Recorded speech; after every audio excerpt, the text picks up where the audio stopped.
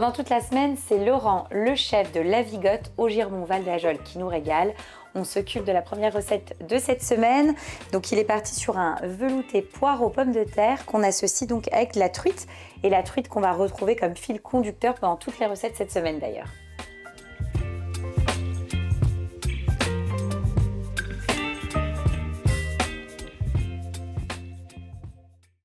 Le principe et l'idée, c'est de réaliser une petite soupe, on va dire ça comme ça, un velouté, je sais pas comment tu utilises. Ça s'appelle une vichysoise. Ah, ok. Donc, un poire aux pommes de terre. Un poire aux pommes de terre s'appelle une vichysoise. Moi, je saurais maintenant. Alors, okay. Contrairement à ce qu'on peut penser, vichysoise, très souvent on dit ah, ben, c'est à base de carottes parce qu'on pense tout de suite aux carottes Vichy. C'est vrai. Mais non. Non, pas du tout. C'est du poireau et de la pomme de terre. Tout à fait. Donc, on travaille la partie noble du poireau, oui, donc à savoir le blanc. Et je le taille, comme tu as pu voir, je l'ai coupé en 4 et je le taille assez finement. Oui. Et en fait, le principe de cette vichysoise, c'est d'avoir une cuisson très rapide. D'accord. Plus le poireau est coupé fin, plus il va cuire vite. Forcément. Et je vais te montrer après la pomme de terre, comment on va la tailler. Ça marche. Pour faire notre soupe. On débarrasse ça. Alors, et on fait la pomme de terre. Ou on la met tout de suite à revenir. On va mettre tout de suite à revenir. D'accord. Donc là, tu as mis un peu de matière grasse dans le fond de ta casserole. Et donc là, on met notre poireau. Notre poireau. Qu'on va faire revenir. Bien suer. D'accord. Et là, le principe, c'est de faire suer notre poireau assez rapidement, mais sans coloration. Zéro coloration. Parce que si on met de la coloration, derrière, on va retrouver des petits points dans la soupe. C'est pas le but. C'est vraiment faire suer sans coloration. Ça marche. Alors, et donc, assez rapidement. Donc là, tu rajoutes un tout petit peu d'eau. D'accord. Donc justement pour éviter cette coloration. Donc là, tu vois, notre poireau est en train de suer. Oui. Donc ensuite, cette base de soupe, on mouille avec l'eau jusqu'à hauteur. D'accord. Voilà. Et là, on va laisser prendre l'ébullition. Donc tes pommes de terre, là, tu es parti sur quelle variété? Alors là, on est sur une samba. Ok. Et pour qu'elle cuise rapidement, eh ben, je vais la tailler à la mandoline, comme pour faire un beignet de pommes de terre, un râpé de pommes de terre. D'accord. Si on rajoute notre pomme de terre en cubes, elle va mettre beaucoup plus de temps à cuire.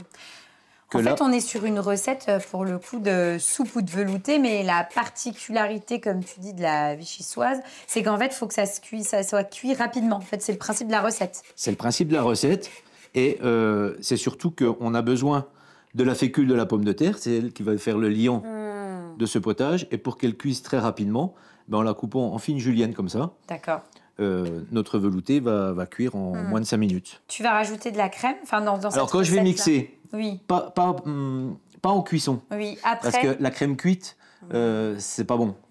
Quand je vais mixer, je vais rajouter juste un trait de crème, une noisette de beurre pour redonner un petit peu d'onctuosité, parce que faut toujours un petit peu de beurre. Oui, c'est vrai. Et voilà. Donc c'est vrai que c'est un potage, c'est une recette facile, rapide à faire. Et au niveau du goût et des saveurs, on va bien avoir le goût du poireau et de la pomme de terre. Et au niveau des proportions, on est sur temps pour temps. D'accord. Même poids de poireau que de pommes de terre. Ok. Et donc là, on ajoute nos pommes de terre. Alors, nos pommes de terre, donc tu vois, le poireau, il a mijoté 3-4 minutes. Et là, je rajoute... Dès qu'on a l'ébullition, on met nos pommes de terre. Et là, en termes de temps, vu que c'est coupé vraiment très très fin, dans 5-6 minutes, c'est bon. C'est ça, 5-6 minutes, c'est cuit. Donc pendant ce temps, on va faire le poisson, la truite. Alors, un beau filet de truite. Donc ça, c'est le produit qu'on va utiliser toute cette semaine. Tu vas décliner. Oui. C'est une truite, j'imagine, qui est du coin. Oui. Si tu as insisté pour qu'on la travaille, j'imagine c'est un produit que tu aimes bien. On défend nos producteurs locaux, donc voilà, c'est un produit. Nous, on est loin de la mer, donc forcément, c'est utiliser les produits du coin et donc la truite. On a de belles piscicultures sur le secteur, que ça soit côté Vosges ou Haute-Saône.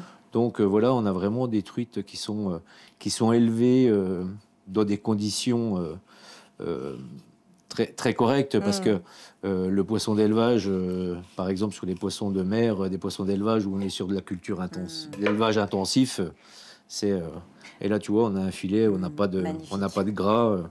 Et en fait, sur la base de la recette, on va couper des petits cubes de truite qu'on va mettre dans le fond de notre assiette. D'accord. Et ça sera la vichysoise chaude qui va cuire on va le verser au-dessus des petits cubes de poisson. Alors on peut quand même, on fait pas trop petit non plus les dés, parce que la chaleur de la vichysoise va vraiment cuire juste comme il faut notre poisson. Alors notre poisson, on va juste l'assaisonner un tout petit peu. D'accord. Sel et poivre. Donc là, tu assaisonnes ton poisson, Alors, ta truite, donc un petit peu de sel. un tout petit peu parce que notre velouté va être bien assaisonné. Oui. Donc c'est juste vraiment pour assaisonner un tout petit peu le poisson. Hein. Et un petit coup de moulin à poivre. C'est ça. Voilà. Et donc ça, c'est prêt. On va mixer. Oui. Donc là, hop, on met donc dans un blender. Alors, tu as vu, les pommes de terre sont devenues bien translucides. Oui. Donc, en fait, la pomme de terre, elle est cuite. Ah ouais, c'est très, très rapide.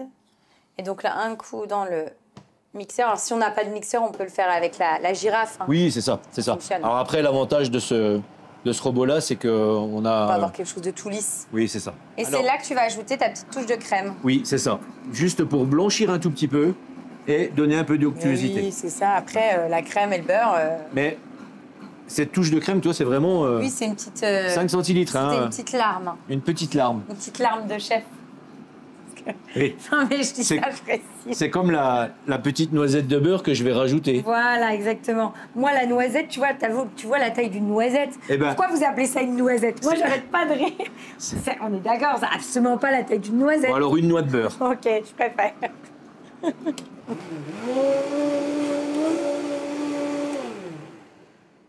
Et là, c'est bon. On va mettre notre truite Fond de notre assiette. au fond de notre assiette. Je te fais une petite assiette pour toi aussi, pour qu'on puisse déguster tout ça. Ah, j'espère bien que je vais pas te regarder manger quand même, Laurent. Et là- ensuite, tu verses dessus donc ta vichysoise. Là, tu vois, juste la chaleur Super. va cuire notre poisson. Génial. J'adore les recettes comme ça. Non mais en tout et pour tout, on a dû mettre genre 10 minutes quoi, un quart d'heure. Ah oui. Franchement, la recette express. Hein. Une petite pluche d'aneth pour ramener. Un petit touche de verdure. Bah, un petit point de verdure, c'est quand même important sur... Oui, sur une assiette. Et après, on va goûter. Bon, on y va, on goûte. Allez. C'est parti. C'est le verdict. C'est le moment que je préfère, moi.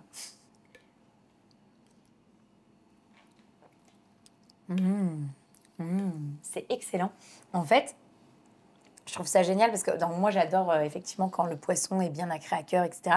Et là, au niveau de la cuisson, vous ne pouvez pas vous louper, quoi. C'est-à-dire que la température est parfaite et permet vraiment de cuire le poisson de façon optimum, quoi.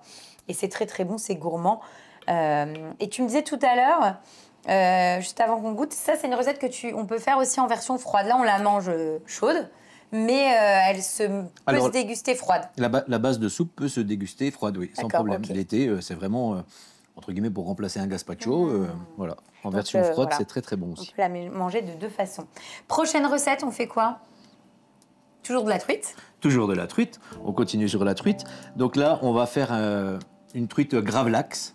Et on va servir cette truite gravlax avec un céleri rémoulade à ma façon.